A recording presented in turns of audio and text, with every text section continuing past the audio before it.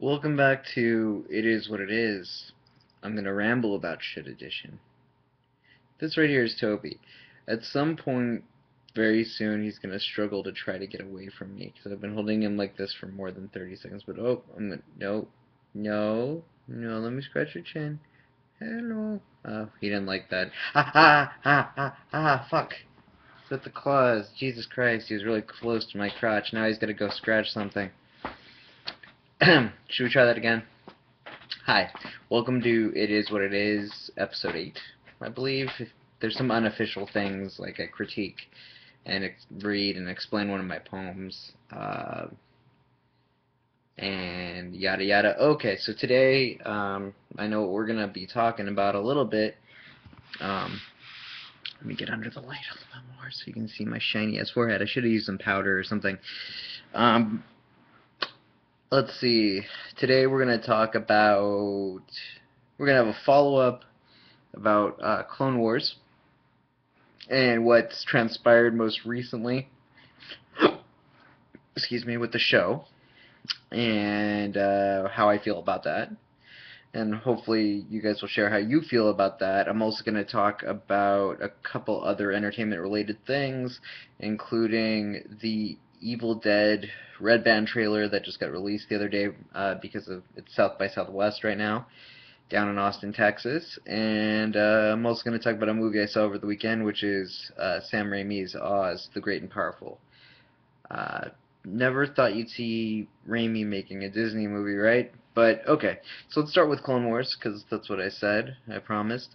Dave Filoni, the director, and like basically like the guy right under Lucas, who runs the whole entire show, has basically said that, well, I should phrase it this way. It came out that the show has been canceled by Cartoon Network, but a sixth season is basically already in the can. The fifth season just ended. I posted about that a couple weeks ago, and it would have been it would have been like the ending of the first season of Freaks and Geeks, where it's a real cliffhanger and you want to know what happens to the characters, specifically one main character being Ahsoka Tano. I'm not advocating this beverage company, but let me drink this.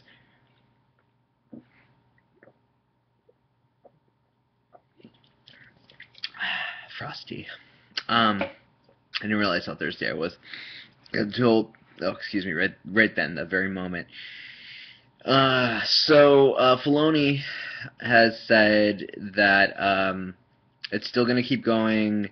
They'll keep you up. They'll basically keep us updated as far as how they're going to get that next season out. Maybe it'll end up on Disney Channel. I'm frankly hoping they just do a straight to DVD and Blu-ray release, or a Netflix kind of release, instead of doing it as a weekly episodic thing. I mean, they could technically do that via StarWars.com or iTunes, but I just, as well. But I really hope that it's like something that they release in bulk, so I can just sit down and mentally gorge on it until it's all over and we have some answers.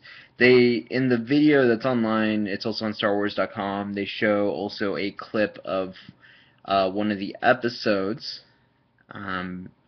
for this upcoming season that sort of is hanging in the air right now.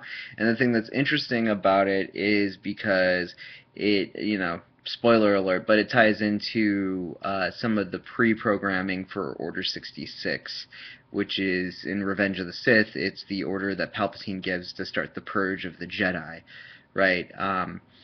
So, sorry if you haven't seen the clip yet, but that's what goes on in it, and it's pretty darn interesting. And I love that show. I was very much on the fence about it when it first came out, and I gave it a shot, and it really, really made me like part of the whole Star Wars universe that I was very apathetic towards, for a lot of different reasons. But I already talked about that, so I'm going to keep moving on. let's see. Next up, we have the Evil Dead remake trailer. Now, I'll say this because it's like Raimi Palooza today on the show, or tonight, I guess, because it's nighttime here. The sun has gone down and the moon has come up, but no one is left with the cup. Oddly enough. Cake reference? Anyone? Cake? The Distance? Somebody? Somebody born before 1990 knows what I'm talking about. Well, probably earlier than 1990. Yeah, to get that. At least maybe 88, 89. Still scary, though. Okay. I hate remakes. 90% of the time, 90, maybe like 98% of the time, there's only a small percentage of remakes that I actually like, and to show you how few and far between that is, I can't even name any off the top of my head. Um, a lot of uh, my favorite things and licenses have been remade several times, and and reboots sort of fall under that category, but for the most part, like I'll give you something more recent, like the I think it's Rodriguez made it, but it's or he had a hand in producing it. But the most recent version of Conan the Barbarian, being a fan of the Howard short stories and the comics, especially the Marvel Conan the Barbarian series from the 70s and 80s, and a fan of the original Arnold films, very much the first one, Conan the Barbarian, as a serious film, a serious action film with a lot of depth to it and a great score. Let's all be honest, the best part of that film is that score. Um, and also a fan of kind of the camp and silliness that is Conan the Destroyer. And also even a fan of Conan the Adventurer, the animated series. Not so much Conan the Adventurer, the live action series. Conan the Adventurer has one of the best, like the animated show has one of the best theme songs I've ever heard. Because there's this spoken word part where what does it say? What does it say? It says something like Conan, the greatest warrior ever. Not the greatest. I don't know what greatest is. Most like a great, but anyway, the greatest warrior ever, on his quest to do the spell of Livingstone cast upon his family, and something the evil Superman back into another dimension, something the cruel wizard Rathamon. That was at the point where I should have probably started weaning myself off of animated shows and stuff like that, but that didn't happen. I mean, look at this. This does not look like the face of somebody who stopped watching cartoons because they stopped being age appropriate. I guess I don't believe in demographics really, aside from business models and stuff like that. But like, um, watch whatever you like. Anyway, Conan. Conan. The new one was not a good movie. It had the potential to be a really great movie, but it was just kind of eh. And that's all I'm going to say about that. So, bringing us back to Evil Dead, I never really, to be honest, like, I would rank the Evil Dead movies like this: Evil Dead 2, Army of Darkness, and then the original Evil Dead, as far as that goes. So it'd be like 2, 3, 1 for me. Just because, Evil Dead 2 is basically a better version of Evil Dead. I mean, that's basically what it is. And, and then Army of Darkness is sort of, they play up the action and comedy elements, and kind of the horror is very like secondary.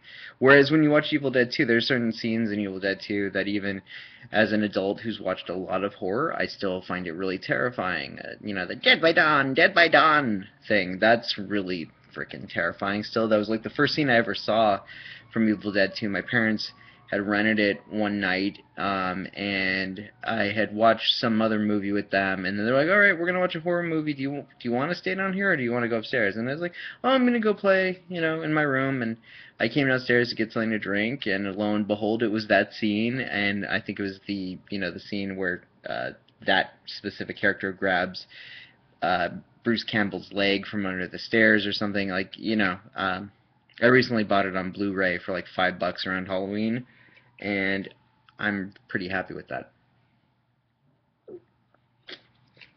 That purchase, and also there are a lot of cool special features on that disc. Now you're saying, okay, fucking get to the point. Like, how do you feel about this trailer? I saw two different Red Band trailers. Um, they've, for all intents and purposes, it looks like they've taken the comedic aspects of it out, and it is just a straightforward paranormal slasher movie. Okay. Well, some of it looks kind of cool. I'm not gonna lie. Like, I'm interested in seeing it. I don't know if it's gonna be like the best horror movie I've seen in a long while, because the best horror movie I've seen in a while is Cabin in the Woods, and it's gonna be hard to top that. Mostly because it's super meta. Um, so if you've never seen Cabin in the Woods, please go see, rent it, don't download it. Give Joss Whedon and Drew Goddard your money, please, so they can make a bunch of stuff, more stuff, lots of stuffs. Um, so I would recommend watching the trailer if you're a fan of the original series. You might hate it right off the bat. Um, if you've never seen the Evil Dead movies and you have no frame of reference and you like horror, check it out. But I'll wait to hold a real opinion until I see the whole film all the way through. That's like a really good like opening weekend, late night kind of viewing kind of thing. Or let's see what Rotten Tomatoes says, and then it might be a wait a couple weeks and see it in a second run theater for $2 to $4, you know. But it's shot really well. It looks really cool. It definitely plays off of a lot of the original imagery of the film and the sets and all that stuff. And it's a cabin, you know. It's kind of hard to mess up, and they've got some things that are obviously from the first two films mixed in there. Even something that's similar to the Dead by Dawn scene that's in the trailer. There's some tongue bifurcation. If you don't know what bifurcation means, just use Latin to figure out what the prefix bi means, and then forcation, what, you know, just put two and two together. It's also something that's big in as a like in the piercing body modification community. People do this for fun. Snakes, right, have bifurcated tongues. You figured it out by now. Come on. So as far as trailers go, it piqued my interest, so I'd give it like a B minus C plus. You know, I'm willing to check out the whole thing. Then okay, now let's move on to the main event, and I'm gonna try to keep this short and orderly, which is very hard for me to do, but on Friday night or Saturday night, I saw Raimi's Oz the Great and Powerful, and I have a weird relationship with Sam Raimi's art, his output. Those aforementioned movies, like the Evil Dead series / Army of Darkness, I like a lot. Dragging Me to Hell, I like a lot. The first Spider-Man, it's got some nostalgia attached to it, but it's not like, definitely not my favorite interpretation of the web slinger. Spider-Man 2 does a lot better job of kind of, you know, perfecting what he was trying to do in the first movie. And then 3, which will be an eternal source of debate amongst fanboys. I think it's a crap movie. You know, I think, you know, it's this very uber cartoonish version of dorky Peter Parker, and I get it. That's, you know, that's at his core. That's what people want Peter to be. But you know, on the flip side of that, I liked the Amazing Spider-Man. So who the fuck knows? You know, if you love the Raimi Spider-Man movies and hate Mark Webb's Spider-Man flick, you know, obviously we're not going to get along entirely, and I could do a whole separate video about that, which I might, you never know, it could be right after the new metal one. Anyway, yeah. So I've got like a weird relationship with Raimi as far as I'm not always happy with what he puts out. I think he does horror really well. I think he does comedic things really well. I think he does slice of life things really well. But when he tackles major properties like Spider-Man, and in this case, like the Oz universe, or Oz, I should just say, it can be kind of hit or miss. And let me say this: I'm not one of those people who thought it was a travesty. Like Peter Travers from Rolling Stone has basically come out and say it's an embarrassment to, like it's an embarrassment and it's a sign of disrespect to the original film. Pretty strong words, but that's Peter Travers. I tend to agree with Travers on a lot of things, but I think he goes a little bit too far. I do kind of feel like Sam Raimi was probably sitting around with his brother Ted Raimi, and they rewatched all three Star Wars prequels, and they watched Burton's version of Alice in Wonderland and said, hey, what would happen if we smacked these together, took out what are the bad parts of those films, which with all four of those films, that's a lot to work with, let's be honest, and let's do a prequel for another property. And so that's probably part of it, because there are a lot of things, and I'm going to Star Wars nerd out in a little while and tell you how it seems related to the prequels and, well, the whole Star Wars saga in general. But let me just get this out there. I feel like the first 30 minutes of the movie is probably the miss part of the movie. It's probably the worst part of the movie. I feel like the black and white stuff is great, but I feel like the direction as far as Franco goes, like everybody else, all the other actors are really solid, but Franco is really, it's hard to basically be like, oh, this is the character Oz, Oscar, whatever his last name is. I just see James Franco for the first 30 so minutes of the movie, and then our introduction to Oz involves a lot of really terrible PlayStation 1 looking CGI. The introduction to Oz is really terrible, and there's a lot of stilted dialogue that's really formulaic when Mila Kunis shows up, but eventually that starts to pick up.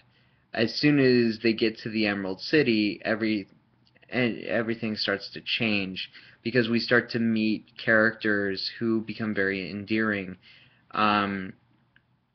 Zach Braff plays a dual role. He plays Oz's assistant in Kansas, as well as Finley, a charming little winged monkey, actual winged monkey, who's dressed like a bellhop. And he's probably one of the best characters in the film, and he's so likable that you forget how kind of unlikable Franco is as Oz, or Oz is being played by Franco. And I like James Franco. I'm just going to say that right now. This isn't an attack on James Franco. I just think I see Daniel LaRusso from Freaks and Geeks when I'm watching that. I see Harry Osborn. I see all these roles. Even fucking Allen Ginsberg. I see all these roles that Franco has played.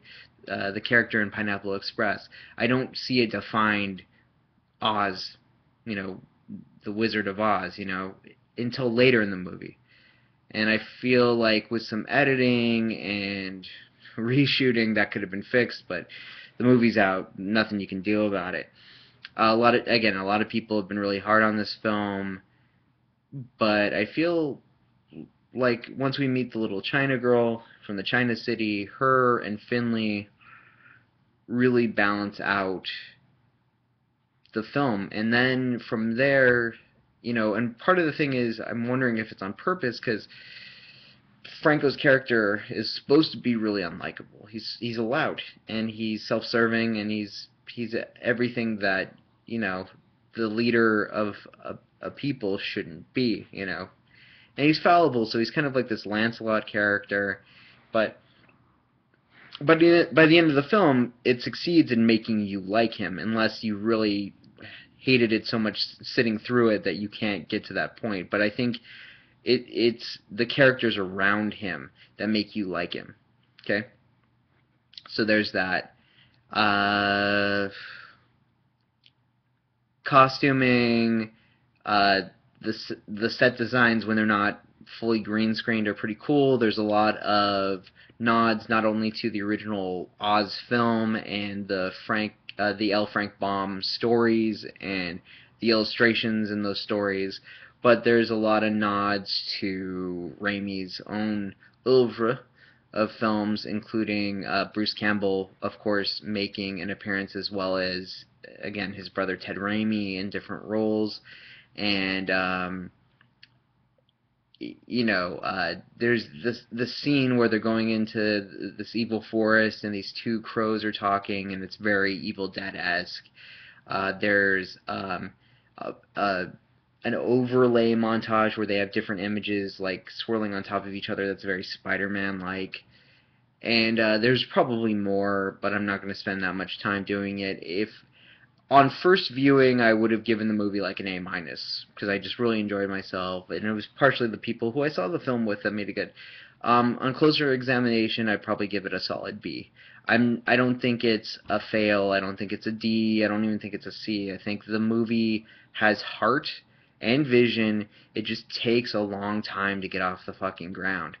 So, if you like, Sam Raimi, if you like a lot of the actors that are in that film, which I happen to, Rachel Weisz is really great, Michelle Williams is really great in that movie, and Mila Kunis is, in my opinion, pretty good.